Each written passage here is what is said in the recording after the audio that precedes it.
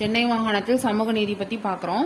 இந்த கம்யூனிவல் ஜியோ பார்த்ததுக்கு அப்புறம் இந்த ஃபர்ஸ்ட் செகண்ட் தேர்டு 3 கம்யூனிவல் ஜியோ வெளிவந்துருது.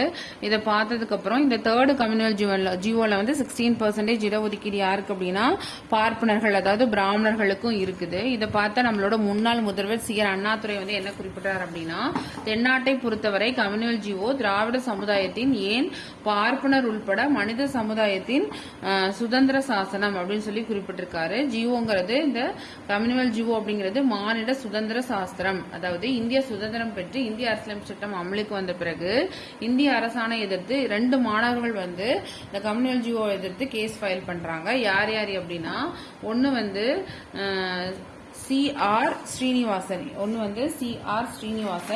இன்னொன்னு வந்து யாருன்னு பார்த்தோம்னா செண்பக துரைராஜன். ஸோ இவங்க 2 பேருமே வந்து எதிராக கேஸ் ஃபைல் பண்றாங்க. 1928 ரா. முத்தையா தலைமையில நீதி கட்சி செயல்பட்ட போது அரசோட எல்லா துறைகளிலும் பணி நியமனங்கள் வந்து முறைப்படுத்தப்பட்டு அரசாணையின் மூலம் வகுப்புவாரி பிரதிநிதித்துவம் வந்து நிரந்தரமாக்கப்படுது. வகுப்புவாரி பிரதிநிதித்துவம் வந்து நிரந்தரமாக்கப்படுது. அப்போதைய முதலமைச்சர் யார் அப்படின்னு இருந்தாருன்னா பி. சுப்புராயன் தான் சிஎம். ஆனா இங்க யார் தலைமையில் நடக்குதுன்னா ரா. முத்தையா தலைமையில தான் இந்த பணி நியமனங்கள் வந்து முறைப்படுத்தப்பட்டு அரசாணையின் மூலம் வகுப்புவாரி பிரதித்துவம் வந்து நிரந்தரமாக்கப்பட்டது. இந்த ஜிஓ எதிர்த்து கம்யூனிவல் ஜிஓ எடுத்து 2 மாணவர்கள் வந்து உச்ச நீதிமன்றத்தில் கேஸ் ஃபைல் பண்றாங்க. ஒருத்தர் வந்து சி.ஆர். ஸ்ரீனிவாசன், இவர் வந்து இன்ஜினியரிங்ல வந்து அவருக்கு சீட்டு கிடைக்கல அப்படின்னு சொல்லிட்டு கேஸ் ஃபைல் பண்றாரு. இன்னொன்னு வந்து யார் அப்படின்னா செண்பக துரைராஜன். இவங்க வந்து பிஏ பட்டதாரி.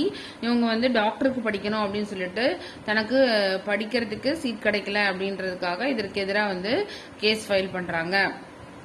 ஸோ இதை தொடர்ந்து இந்திய அரசமைப்பு சட்டத்தை உருவாக்கும் குழுவில் இடம்பெற்றிருந்த அல்லாடி கிருஷ்ணசுவாமி ஐயங்கார் அப்படிங்கிறவர் தானாகவே முன் வந்து இந்த வழக்கிற்காக வாதாடுறாரு.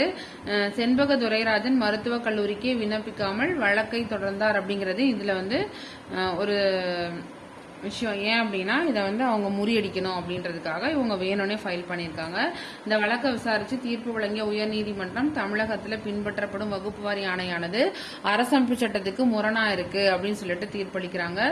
ஸோ அந்த உச்ச நீதிமன்றத்தோட தீர்ப்பு உறுதி செய்யுது. எனவே தமிழகத்தில் பெற்று வந்திருந்த இடஒதுக்கீடு முறை வந்து ரத்து செய்யப்படுது. இவங்க 2 பேர்னால இந்த இடஒதுக்கீடு முறை வந்து ரத்து செய்யப்படுது. வகுப்பு வாரி முறை ரத்து செய்யப்பட்டதை எடுத்து தமிழகத்துல பார்த்தோம் அப்படின்னா போராட்டங்கள்லாம் வருது. ஸோ தந்தை பெரியார் உடனே என்ன சொல்றாருன்னா அரசமைப்பு சட்டம் வந்து திருத்தம் செய்யப்படணும் அப்படின்ற ஒரு கோரிக்கையை வந்து தந்தை பெரியார் வந்து கொண்டு வராரு.